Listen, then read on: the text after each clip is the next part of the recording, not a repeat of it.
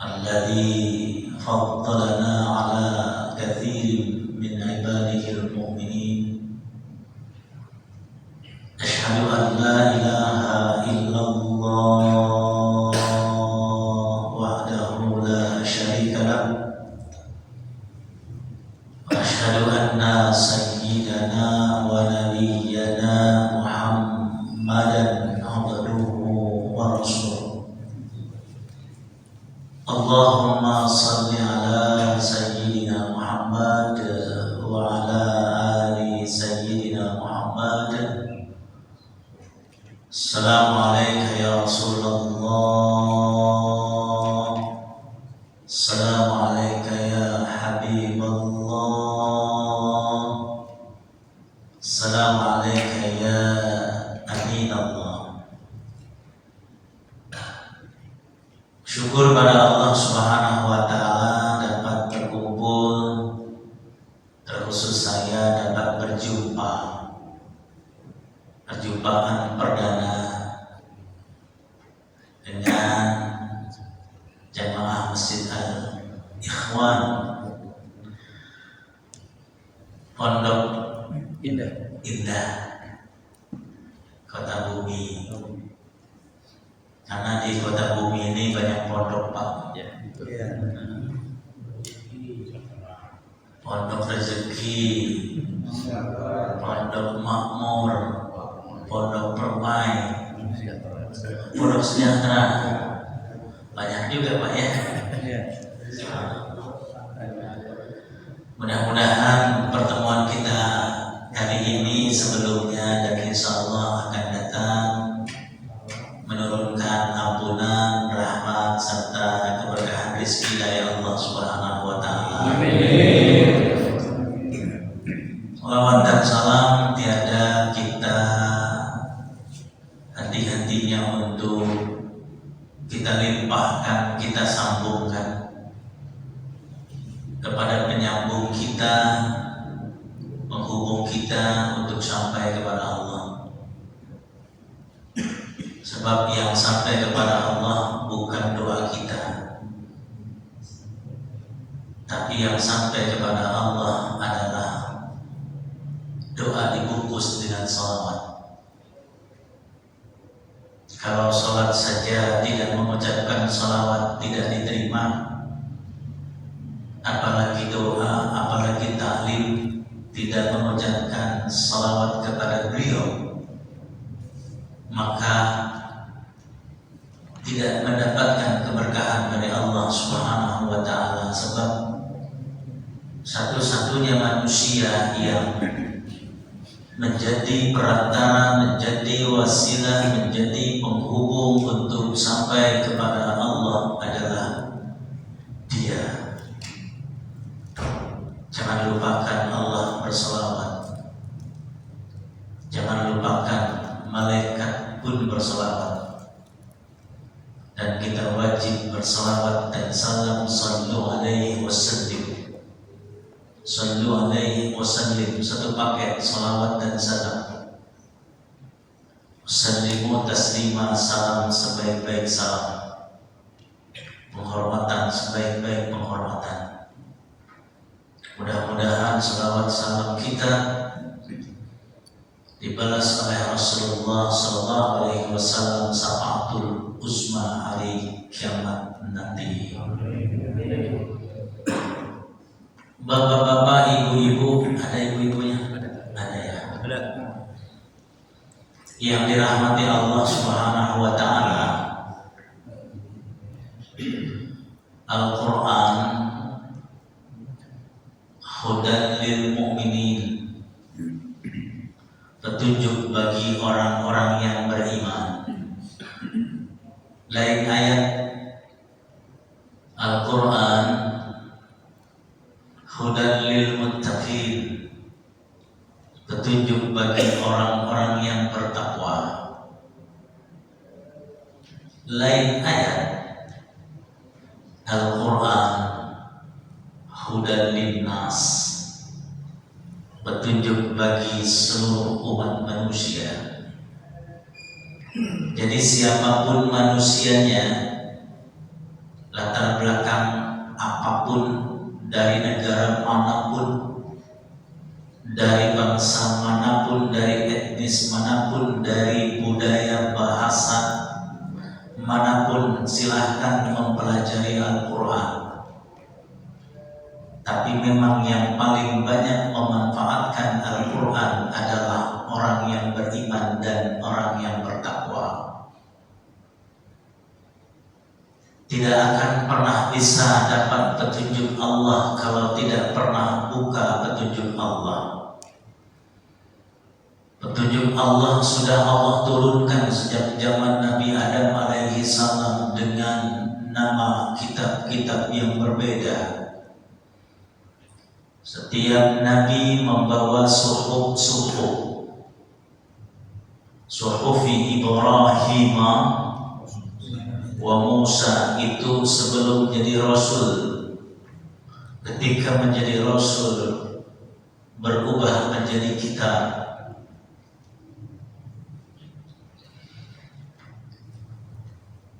Jangan pernah berharap dapat petunjuk Allah kalau tidak pernah membuka petunjuk Allah. Saat ini adalah Al-Quran.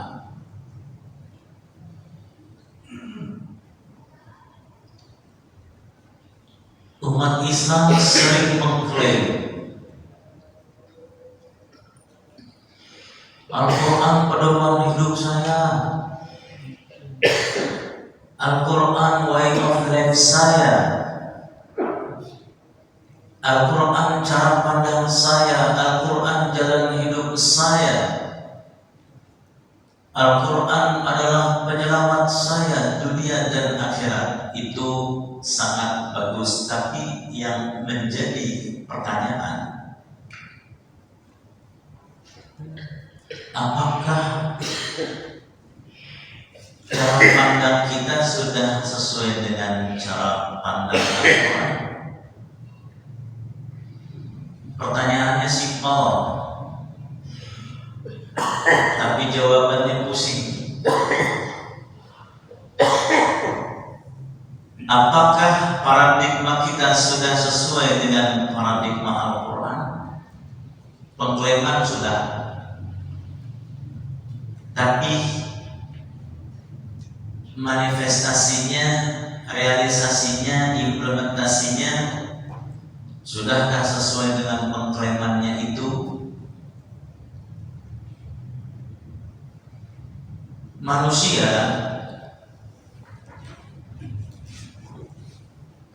di kalangan masyarakat ketika berbicara tentang harta milik,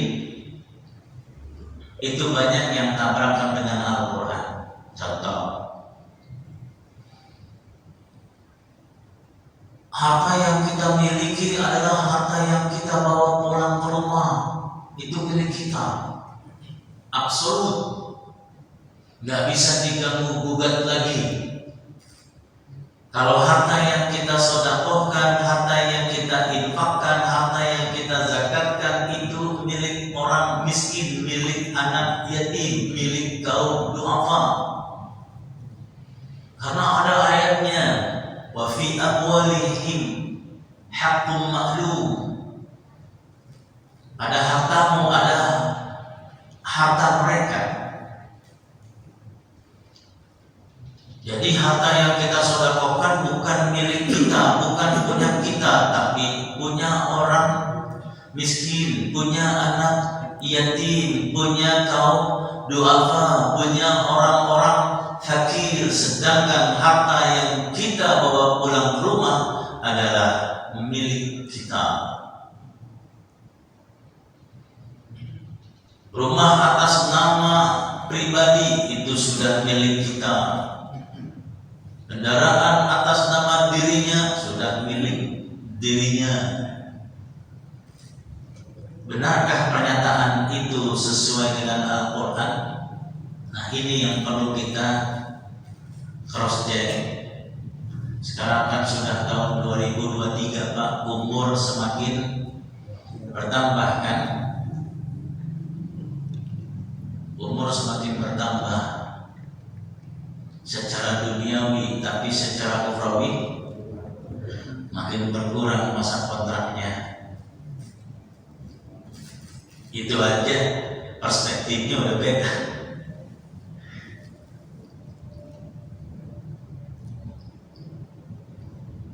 Ternyata kata Al-Quran, harta yang kau miliki bukan harta yang kau bawa pulang ke rumah. Harta yang kau bawa pulang ke rumah justru habis terbagi. Satu, bayar listrik. Dua, bayar utang. Tapi di sini sih jamaah tidak punya tagihan ya. Kayaknya lancar-lancar aja ini. Wajahnya wajah-wajah bahagia semua sih. Wajahnya wajah-wajah tenang, adem.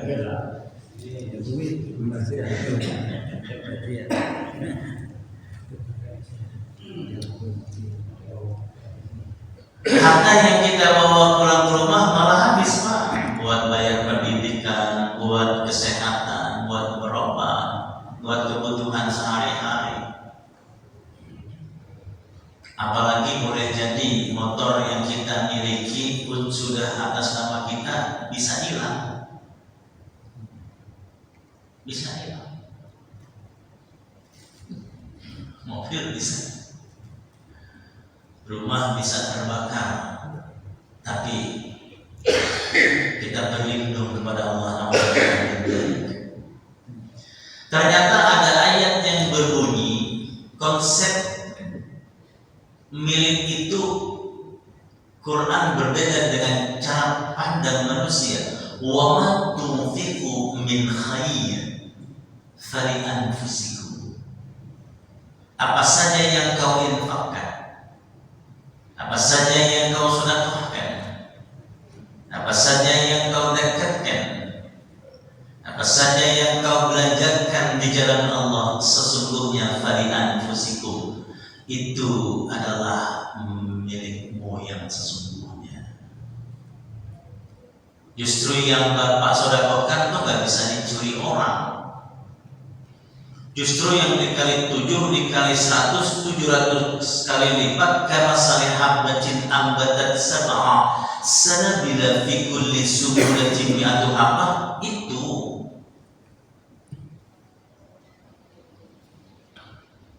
kita kan, wah ini punya saya nih, nggak apa-apa, karena memang cara pandang manusia dengan cara pandang Al-Quran itu berbeda. Tapi kita ini kan hamba Allah, Al-Quran kan petunjuk Allah, maka paradigma kita harus sinkron dengan paradigma Al-Quran. Ada juga yang berkata rezeki itu tergantung dari kerja keras. Ada lagi yang mengatakan rezeki itu tergantung dari loyalitas, integritas, kapabilitas, kapasitas. Pokoknya belakangnya tas. Rezeki itu tergantung dari latar belakang pendidikannya. Ternyata itu versi manusia. Berapa banyak Pak yang gelarnya tinggi kerjanya sama pengusaha yang tidak mempunyai latar belakang akademik yang tinggi. Kalau rezeki itu tergantung kerja keras, itu orang pemecah batu kaya semua itu. Yang siang-siang tuh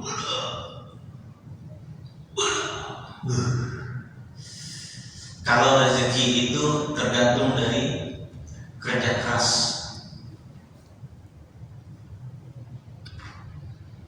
Kalau rezeki itu tergantung dari loyalitas, buktinya anak buah si Sambo kena penjara semua ya.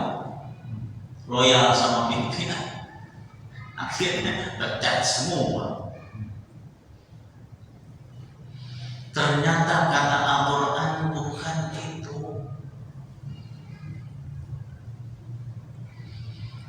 Ada ayat yang berbunyi in ahsantum ahsantum li anfusikum wa in asadtum falaha. Ini ayat sudah populer Bapak, sudah paham kan? Lebih paham Bapak, cuman berbagi informasi aja. Kalau terjemahannya siapa yang berbuat baik maka kebaikan kembali kepada dirinya, siapa yang berbuat buruk maka keburukan kembali kepada dirinya. Banyak orang yang menafsirkan, makanya sering-sering berbuat baik sama orang lain, nanti orang lain akan berbuat baik sama kita. Sering-sering nolong orang, nanti orang yang kita tolong akan nolong kita. Itu ayatnya. Ternyata ada peribahasa air susu dibalas dengan air apa? Air kopi. Ini pada tegang amat sih saya. Bapak udah nolong, pembalasannya pengkhianatan Pak. Jadi kita kan suka ngomong begitu, saya perhatikan, makanya sering nolong orang lain. Nanti orang yang kita tolong akan nolong kita, belum tentu. Bisa jadi dengan keburukan, iya, dengan kejahatan. Banyak Pak. Apalagi tipiwan, bentar-bentar pembunuhan si Wawon CS.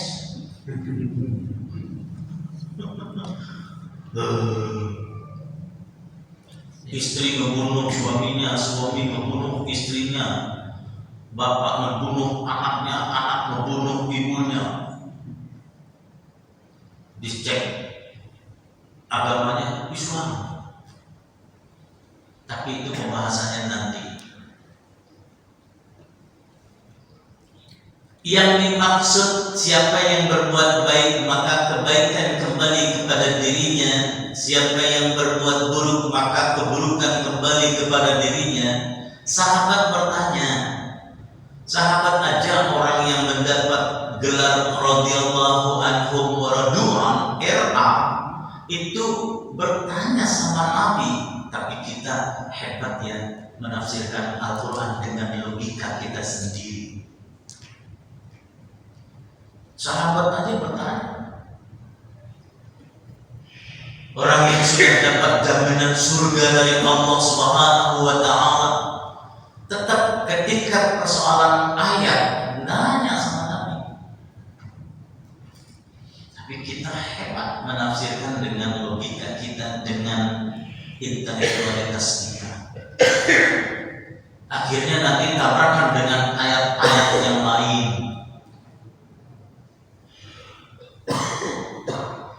Sahabat bertanya, ya Rasulullah, apa maksud ayat ini? Kata Rasul, wahai sahabat-sahabatku, aku tidak pernah berbuat baik kepada orang lain sedikit pun. Kaget sahabat. Hah? Bagaimana ya Rasul? Aku nggak pernah berbuat baik kepada orang lain sedikit pun. Sayyidina Umar, ya Rasulullah, aku menjadi saksi atas kebaikanmu. Aku bisa masuk Islam karena kebaikanmu. Tiap saat engkau memberi pertolongan, setiap saat engkau berbuat baik, setiap saat engkau menjadi manfaat. Tapi kenapa engkau mengatakan bahwa dirimu tidak pernah berbuat baik sedikit pun kepada orang lain? Kata Rasulullah, iya, saya tidak pernah berbuat baik sama orang sedikit pun. Ya Rasulullah, bukankah engkau mendapat gelar bapaknya yatim? Berapa banyak anak-anak yang engkau angkat menjadi anak angkat? Tapi engkau berkata, dirimu tidak pernah berbuat baik. Ya, saya tidak pernah berbuat baik kepada orang sedikit pun terhadap yatim ini, yatim itu, miskin ini, miskin. Saya tidak pernah berbuat baik pada mereka. Kaget kan? Ya Rasulullah, saya tidak paham. Itulah yang dimaksud ayat in ahsantum ahsantum li anfusikum. Karena sesungguhnya kebaikan yang aku lakukan, hakikatnya aku sedang berbuat baik pada diriku sendiri. Ketika aku bersedekah, sesungguhnya aku sedang mensedekahi diriku sendiri. Ketika aku memberikan pertolongan, secara fisik engkau menilai aku memberikan pertolongan, tapi secara hakikat, secara substansi, secara ukhrawi, sesungguhnya aku sedang menolong diriku sendiri.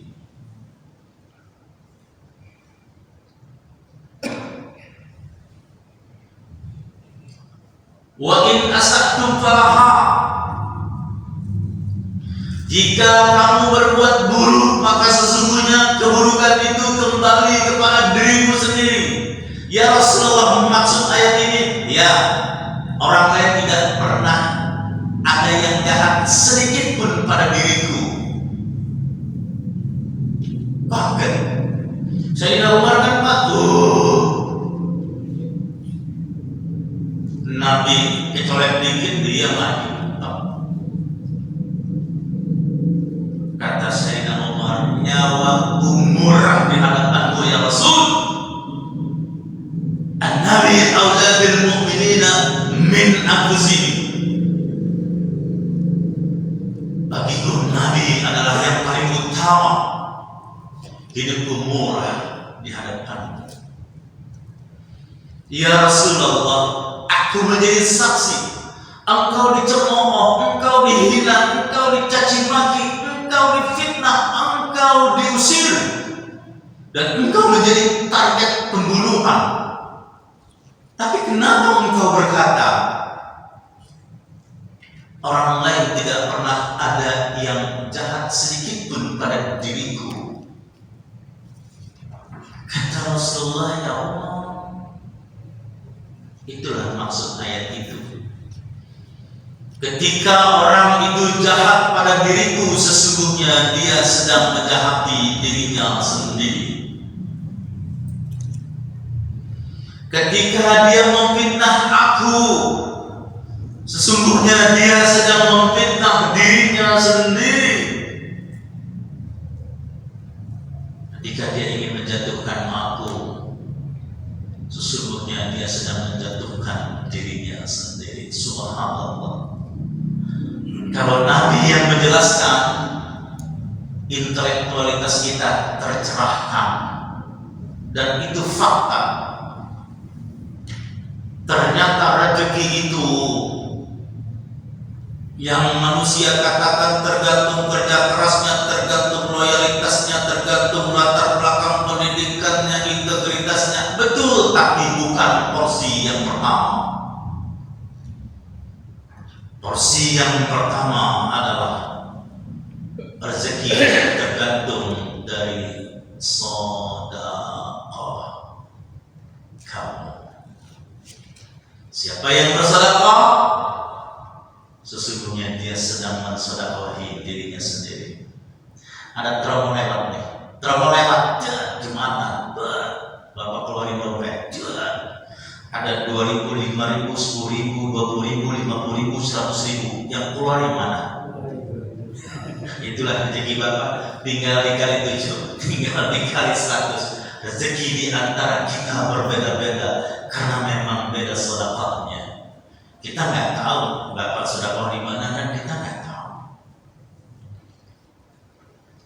Itu sudah takaran, Pak. Konsep Quran itu, makanya kita suka mengklaim Al-Quran petunjuk hidupku, Al-Quran jalan hidupku. Pertanyaannya adalah, sudah Sudahkah paradigma Al-Quran sesuai dengan paradigma Anda? Sudahkah sejalan dengan Al-Quran cara berpikir kita?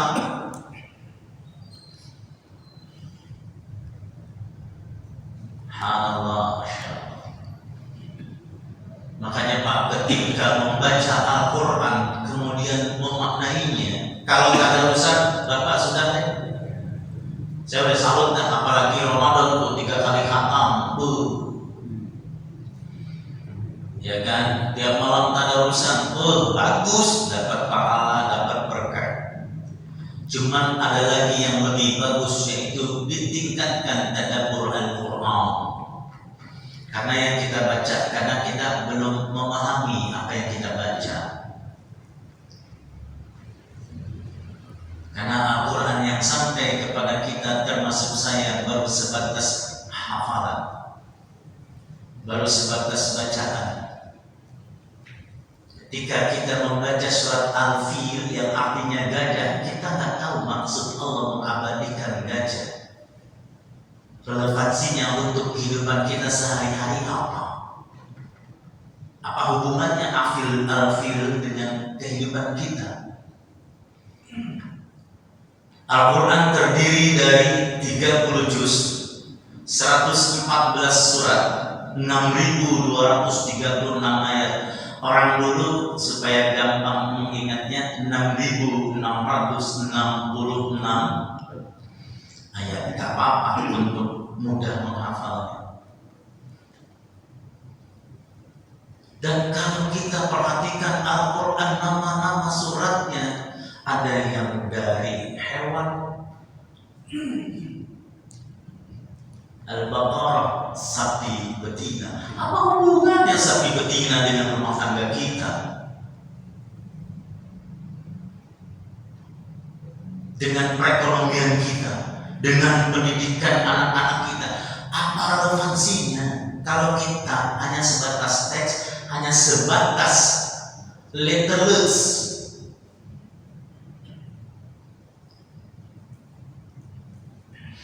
Kalau masih Pak, silakan nanti minum Pak, saya mau minum. Saya minum dulu Pak ya.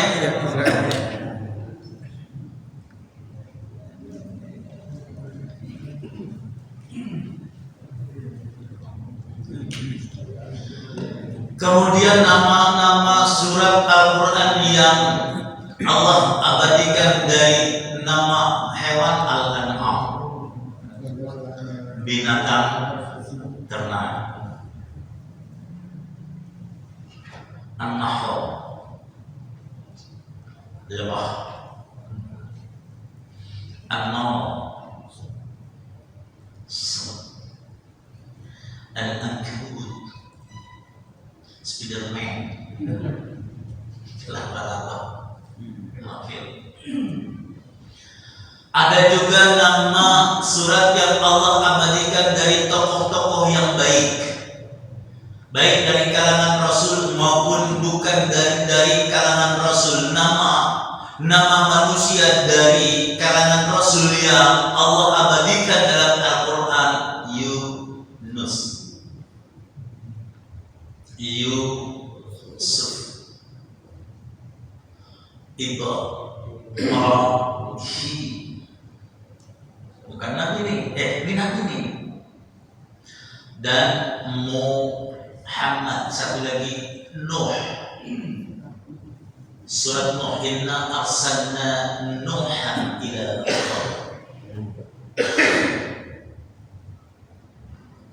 Ada juga nama surat dari tokoh-tokoh, figur-figur yang baik, tapi bukan dari kalangan Nabi. Di antaranya Ali Imran.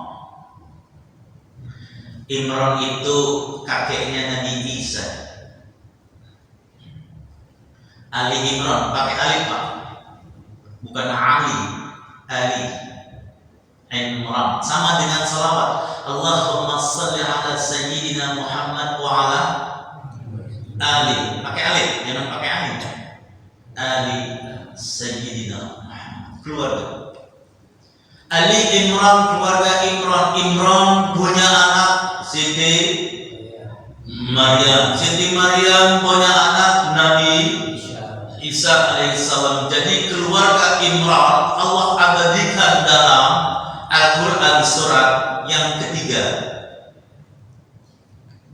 Pertama Al-Fatihah, kedua Al-Baqarah, ketiga Ali Imran, keempat An-Nisa, kelima Al-Ma'idah, keenam Al-An'am, ketujuh Al-A'raf, kedelapan Al-Anfal, sembilan At-Taubah, 10 Yunus, 11 Hud, tadi saya lupa 12 Yusuf, 13 Ar-Ra'd, 14 Ibrahim, 15 Al-Hijr, 16 An-Nahl, 17 Al-Isra, 18 Al-Kahfi, 19 Maryam, ibunya Nabi Isa Allah abadikan. 20 Toha, 21 Al-Anbiya, 22 Al-Hajj, 23 Al-Mu'minun, 24 An-Nur, Yasin, 36 An-Nas surat ke-114. Itu Quran berdasarkan mushaf. Kalau Quran berdasarkan kronologis, surat yang pertama bukan Al-Fatihah, surat Al-Alaq. Dalam mushaf Al-Quran ditempatkan pada urutan yang ke-96. Padahal secara kronologis turunnya ayat Al-Alaq surat yang pertama, kedua Al-Qalam, ketiga Al-Muddassir, keempat Al-Muddammil, kelima Al-Fatihah, keenam Al-Lahab. Itu secara kronologis itu Pak. Kalau yang sampai ke kita secara mushaf Usmani. Tapi nanti kita bahas tuh enak tuh nujul Quran kalau diundang. Canda aja. Ya Allah ya Rasulullah.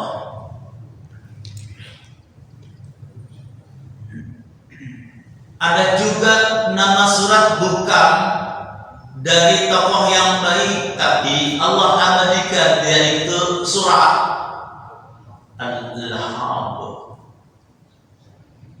Abu Lahab mah enak Pak, udah ada SK-nya. SK masuk neraka. Tapi dia udah pasti. Dia mah udah gak dihisap, udah gak dimijat. Kita masih dihisap Pak. Dia banyak udah gak diperiksa, orang langsung nyemplung. Tabbat yada Abi Lahab wa tabb ma aghna anhu luhu wa ma kasab sayasla naran dzat lahab wa ra'atuhu, istrinya pun sama. Itu suami istri udah dapat SK. Wa ra'atuhu hamma ladal hatab, dan istrinya kalau teks pembawa kayu bakar, konteksnya adalah provokator. Di mana-mana Pak yang namanya provokator pasti satu orang. Di mana-mana aktor intelektual pasti satu. Sama. Iblis itu aktor intelektual satu. Gak ada dalam Al-Quran jamak dari iblis. Satu. Syaitan satu jamaknya dalam Al-Quran ada syayatin. Nabi satu jamaknya an-nabiyyin.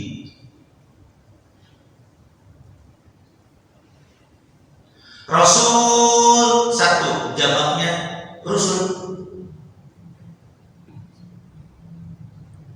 Tapi iblis dalam Al-Quran gak ada jamaknya, satu aja. Makanya di mana-mana polisi itu pakai manajemen Quran. Polisi, wah ada demo, tenang aja dia. Yang ditangkap provokatornya. Mau sebanyak-banyak biarin. Wow. Jadi nggak capek kalau menggunakan manajemen Quran tuh, itu nggak capek. Mantap Quran itu. Cari aja aktornya. Pasti enak. Kamu tanggung jawab atas semuanya. Selesai.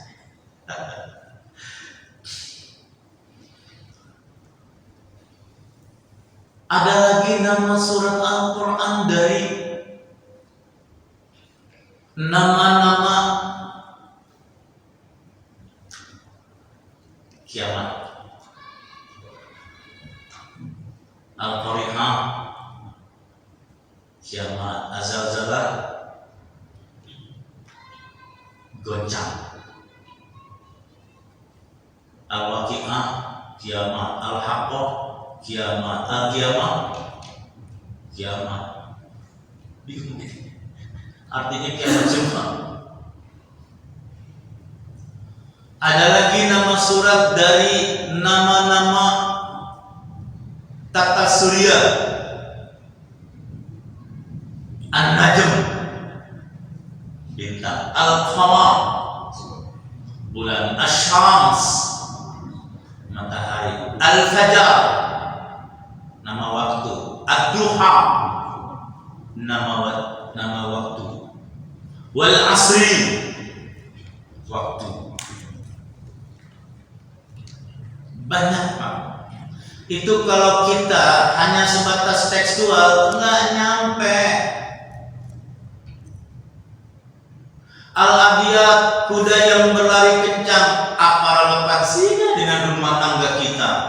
Nggak mungkin nama-nama yang Allah abadikan dalam Al-Quran, baik dari nama hewan, nama orang, nama bukit, nama waktu, nama tata surya, tidak ada hubungannya dengan kehidupan manusia. Tidak mungkin, karena Al-Quran hudal linnas, petunjuk bagi seluruh umat manusia. Cuman karena kitanya yang belum sampai.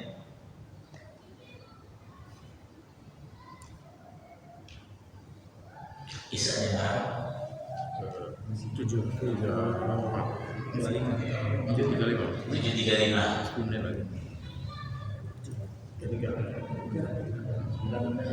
5 menit sebelum Isya ada pertanyaan ya? Ada pertanyaan. Ya.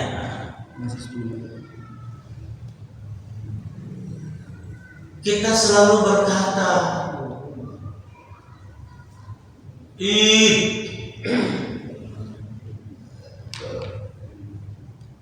enak ya kalau sudah masuk kuburan kayaknya hidup damai gitu. Lihatnya di kuburan tuh Pak, sejuk, sepoi-sepoi, enak amat ya, damai.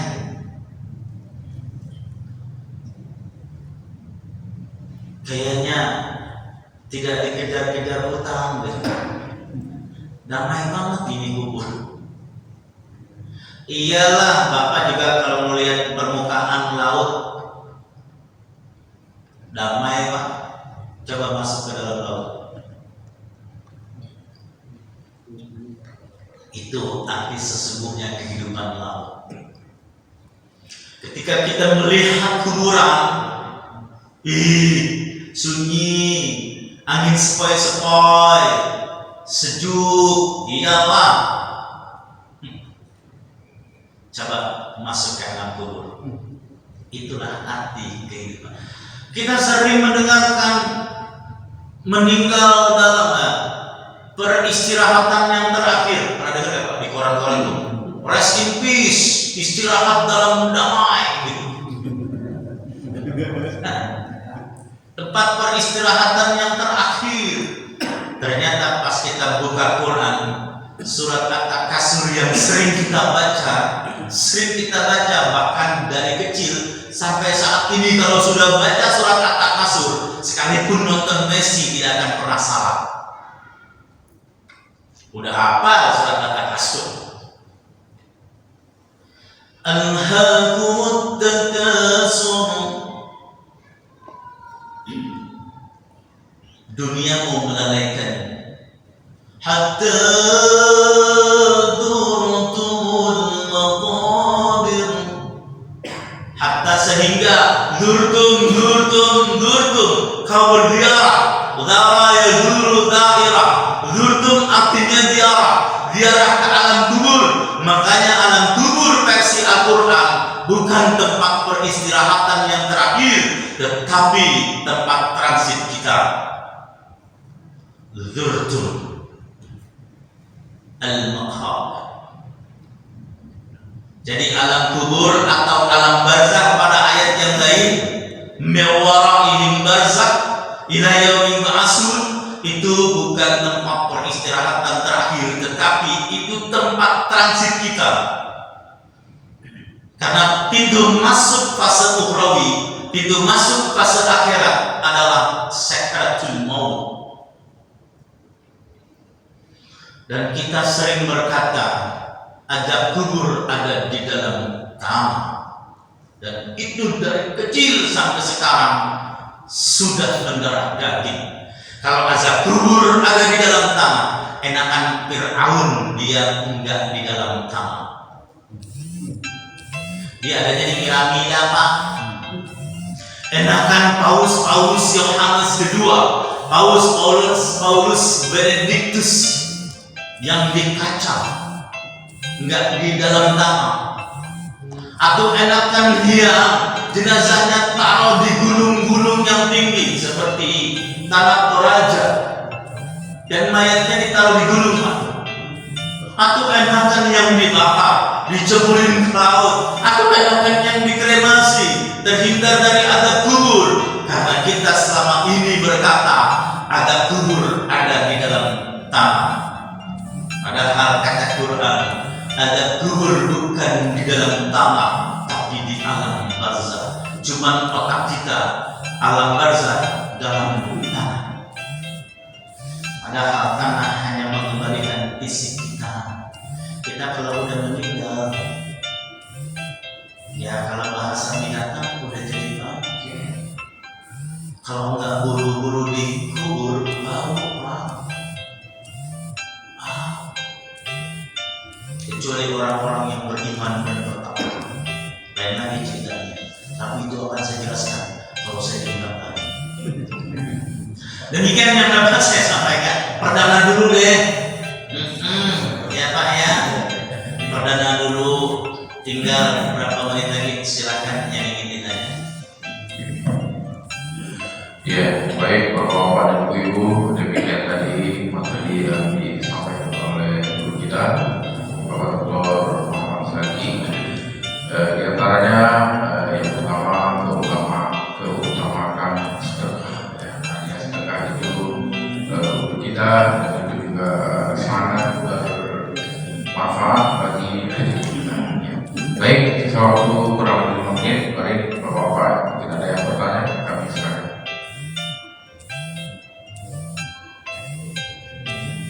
Ya, Pak, saya silakan.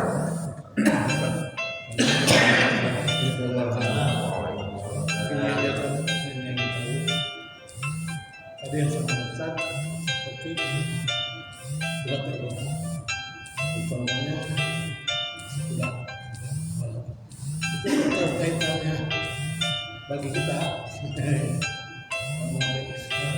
itu apa kaitannya gitu, kita belum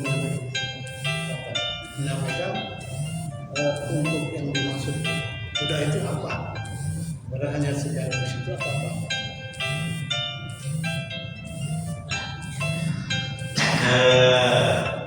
Mantap.